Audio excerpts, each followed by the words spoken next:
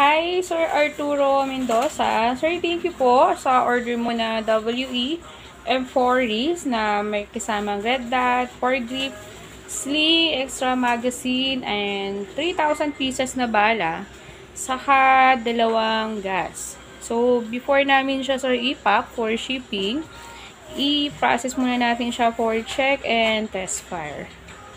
Okay. So, ito, sir, yung unit. Ito, sir, yung kanyang stock magazine. And ito naman yung kanyang extra magazine. Ito ang kanyang 4 grip, red dot, and sling. So, kabit muna natin, sir, yung mga accessories.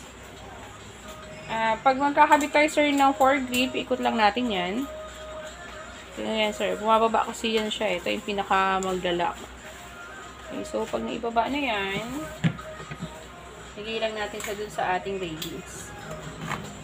So, adjust mo lang siya, sir, kung saang part mo siya gustong ilagay.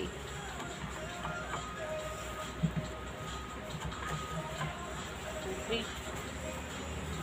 So, ikutin mo lang hanggat sa maging mahigpit na rin siya.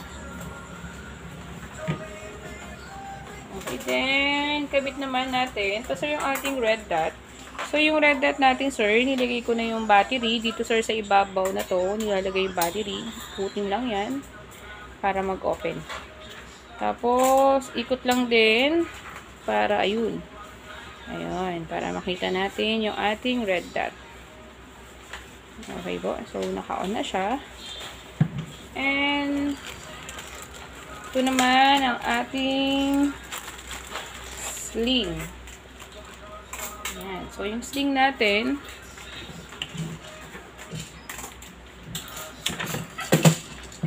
so, pwede natin siyang lagay dito.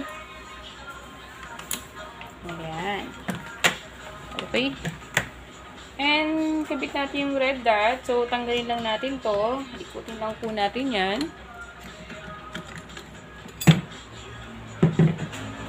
And, so, gamit tayo ng Allen rings or yung Allen na tools para ma-adjust natin, maikabit natin siya dun sa railings. So, yung pinaka... itong Allen niya, kasama ito dun sa box ng red dot. So, luwagan lang natin siya.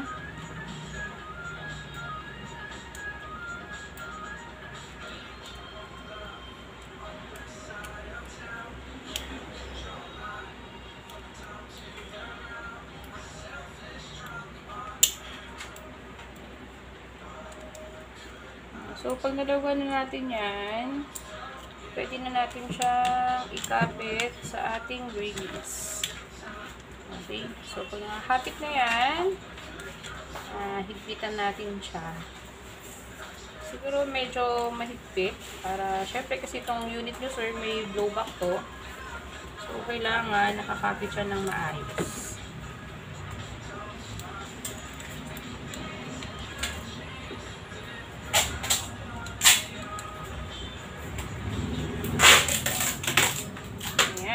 So, ito, sir, yung unit mo na with red dot, 4 grip, and sling. And ngayon naman, try naman natin mag-load ng BB sa ating magazine. So, dun sa package niya, ito yung pinaka-BB loader niya. Ayan. So, si WE, sir, yung magazine kasi niya, may selector, switch selector. So, ito, pag nakaganyan, pag naubusan ka ng bala, hindi siya mag-open bolt. Pero pag minove mo siya, matigas. Aray ko, sumasabit yung kuko ko.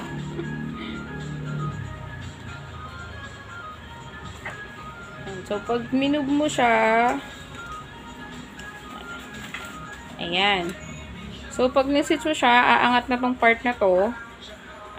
Pag naubusan na tayo ng bala, mag-open bolt na siya. Okay, so load muna tayo ng BB. So, kung naglagay ng BB, ganito lang din po siya.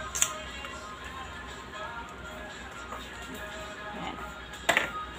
So, pwede ka mag-manual. So, ako, gamit lang muna ako ng BB loader. Para lang mas mabilis. And papasok natin to. Ito yung magpupush. Papasok dun sa ating magazine. Okay. So, yun naman. Naka-load na tayo ng BB. Load tayo ng ating gas. So, nasa ilalim ng magazine yung kanyang input valve na dyan tayo maglalagay ng gas. Okay. So, okay na yun.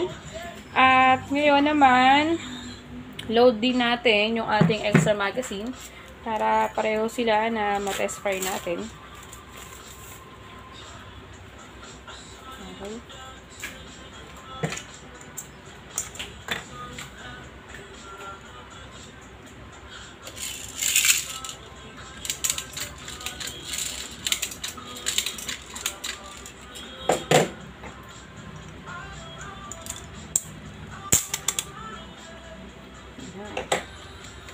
Bili tayo ng gas.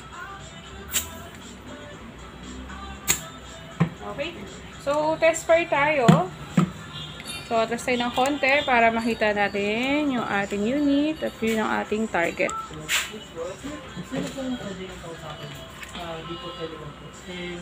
Yan. So, to sir yung unit, always trigger finger out for safety. Tapos, ito yung kanyang selector. Meron tayong semi, safe, and auto. Full auto.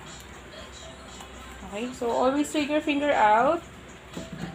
Start off natin sir yung magazine.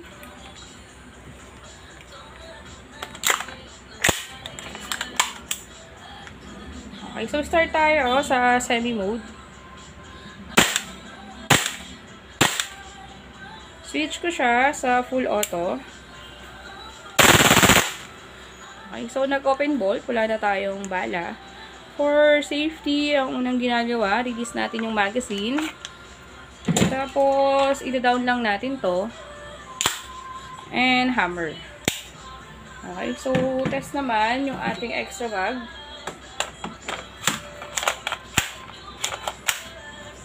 Okay, nag-load na tayo ng extra mag. Balik tayo sa semi mode.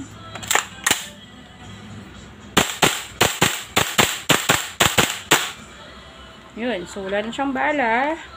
Release magazine. Down lang natin to. And trigger.